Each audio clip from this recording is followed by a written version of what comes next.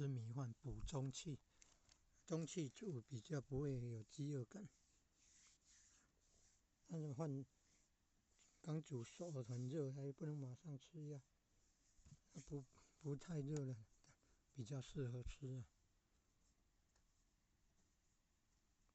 喝太热的汤呢，可能在肠胃道溃疡；吃太热的饭呢，可能会造成那个肠胃道受伤，要放凉了，不能太冷，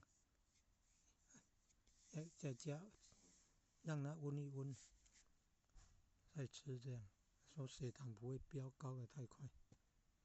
血糖低说比血糖高还更可怕呢，不要怕到都不敢吃米饭，变成血糖太低也更危险。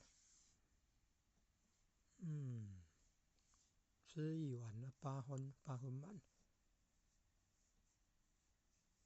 这个白米加糙米一起煮的那个是脾胃虚的，吃冷的东西就容易拉肚子，叫做脾胃虚寒，就可以吃白米加糙米了，不能只有糙米，要白米加糙米，那个是脾胃虚寒了不容易消化吸收的了。吃了冷的水和汤呢，东西的水果了就容易拉肚子的，叫做脾胃虚寒了。要吃这个白米加糙米一起煮的。糖尿病患可以吃白米饭呢，不要太烂了，不要煮得太烂，不要像稀饭，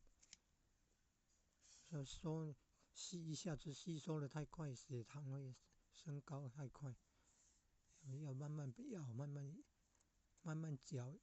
啊，才不会那个血糖升高太快。吃一碗8分满的饭就好，先蛋白质，然后蔬菜，然后才是米饭，有顺序哦。先蛋白质，吃素的可以用那个纯杏仁粉，大概1汤匙。有的说孕妇不能吃，那就改用替代品了。有1小汤匙的，先试试看。纯杏仁粉哦，台糖有在卖，泡一点点热开水，不能喝太多了，喝太多汤水不好。几十 CC 的这样热开水泡那个纯杏仁粉，然后喝了先蛋白质，然后来蔬菜，最后才是米饭，这个顺序。